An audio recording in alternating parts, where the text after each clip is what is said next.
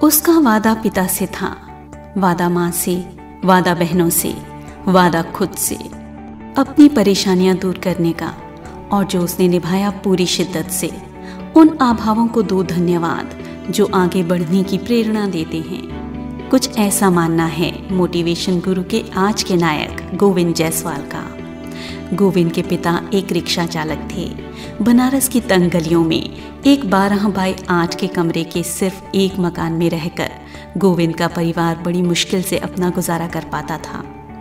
नहाने धोने से लेकर खाने पीने तक का सारा काम इसी छोटी सी जगह में गोविंद, उनके माता पिता और 2 बहनें करती थीं। ऊपर से ये कमरा एक ऐसी जगह पर था जहां शोर-गुल की कोई कमी न थी। आसपास मौजूद फैक्ट्रियों और जनरेटरों के शोर में एक दूसरे से बात करना भी मुश्किल था। बचपन में दोस्त के पिता द्वारा किए गए अपमान ने गोविंद के जीवन को नई दिशा दी और मन ही मन में अपने परिवार का रुतबा बढ़ाने और अपनी गरीबी को दूर करने की ठान ली। शायद वो मेरी जिंदगी का सबसे टर्निंग पॉइंट साबित हुआ था। मेरे एरिया थोड़ा इंडस्ट्रियल एरिया है, तो काफ़ी अमीर अमीर लोग के वहाँ घर हैं। तो मेरा फ्रेंड था, उसके साथ खेलते खेलते उसके घर में चला गया था। तो उसके फादर थे, उन्होंने मुझसे बहुत ही वो शॉक्ड हो गया कि मैं उनके घर में कैसे आ गया, क्योंकि वो अपने आप को एलीट क्लास फैमिली का समझते थे। तो उन्होंने मुझे घर से बाहर निकालते हुए कहा कि तुम्हारे जैसे परिवार के लड़कों को हमारे घर में आने की हिम्मत कैसे हुई।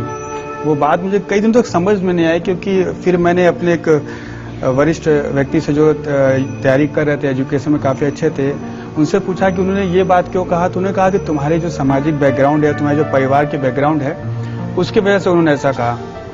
तो मुझे लगा कि मैंने पूछा बैकग्राउंड कैसे बदलते हैं। तो उन्होंने कहा कि बैकग्राउंड या तो तुम्हारे पिता के वक्त से बदल सकता है, या तुम अपने आप को समाज में इतना इस्टेब्लिश कर लो कि उससे ऊपर जाने के बारे में कोई ना सोचे। तो मैंने उनसे पूछा कि इस देश में ऐसी क्या चीज़ है जो मैं कर लूँ तो शायद उससे ऊपर सर्विस में जाने में कोई नहीं बता सकता। तो तैयारी में थे, उन्होंने बताया कि अगर तुम IAS बन जाओ, मजाक में ही उन्होंने बोला था, अगर तुम IAS बन जाओ तो इस देश में उससे ऊपर की जॉब कोई भी नहीं है। तो उसी दिन से मैंने सोचा था कि अच्छा मैं IAS ही बनूंगा, और उसका प्रतिफल था कि मैंने UPSC की परीक्षा पहले ही प्रयास में निकाल ली थी। ये राहें ले ही जाएंगी मंजिल तक, हौसला रख। कभी सुना है कि अंधेरे ने सवेरा न होने दिया। रात में पढ़ाई के लिए अक्सर उन्हें मोमबत्ती, ढेबरी इत्यादि का सहारा लेना पड़ता, क्योंकि उनके इलाके में 12 से 14 घंटे की बिजली की कटौती रहती। हर दर्द की एक पहचान होती है। खुशी चंद लम्हों की मेहमान होती है, वही बदलते हैं रुख हवाओं का, जिनके इरादों में जान होती है। बचपन से एक अशैक्षिक माहौल में रहने वाले गोविंद को पढ़ाई लिखाई करने पर लोगों के ताने सुनने पड़ते थे। थोड़ा तो नहीं कर सकता, बहुत ज्यादा करते थे, क्योंकि मेरी सिस्टर ममता जी, जिन्होंने पढ़ाई की नींव रखी घर में, लोग बहुत उन पर पिंच करते थे कि तुम्हें तो बर्तन धोना चाहिए दूसरे घर में जाकर, तुम पढ़ने के बारे में कैसे सोच सकती हो। हमें भी सोशल काफी लोग डिस्कस करते थे कि पढ़ लिख के ज्यादा क्या होगा, एक रिक्शा या 2 रिक्शा रख लोगे, तुम भी चलाओगे दूसरे से चलवाओगे। गुस्सा नहीं आता था गोविंद? आता था, लेकिन कर क्या सकते थे। या तो हम उसको उसी में निकालते लड़कर और अपनी स्थिति को वीक करते, या उसी एनर्जी को बचा कर रखे तो एग्जाम में लगाते। हर साल लाखों परीक्षार्थी IAS ऑफिसर बनने की चाह में सिविल सर्विसेज के एग्जाम में बैठते हैं, पर इनमें से 0.025% से भी कम लोग IAS ऑफिसर बन पाते हैं।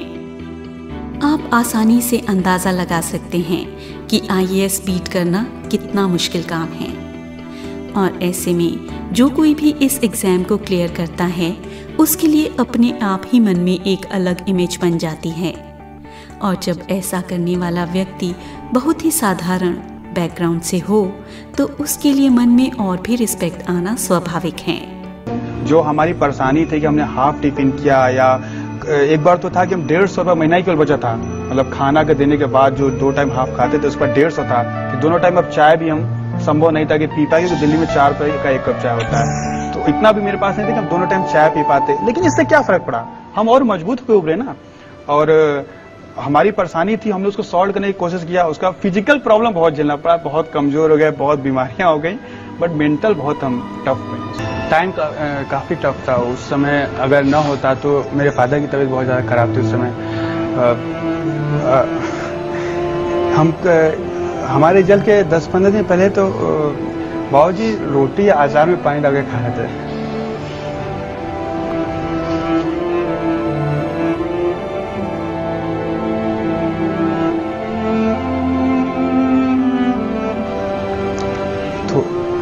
ऐसे सोचे कभी नहीं, बट ना होता तो। गोविंद जी की यह सफलता दर्शाती है कि कितने ही अभाव क्यों न हो, यदि दृढ़ संकल्प और कड़ी मेहनत से कोई अपने लक्ष्य प्राप्ति में जुट जाए तो उसे सफलता जरूर मिलती है। आज उन्हें IAS बने 6 साल हो चुके हैं और उनके संघर्ष की कहानी हमेशा हमें प्रेरित करती रहेगी। मोटिवेशन गुरु में आज इतना ही। फिर मुलाकात होगी एक और हिम्मत और हौसलों से भरी शख्सियत के साथ। तब तक के लिए नमस्कार।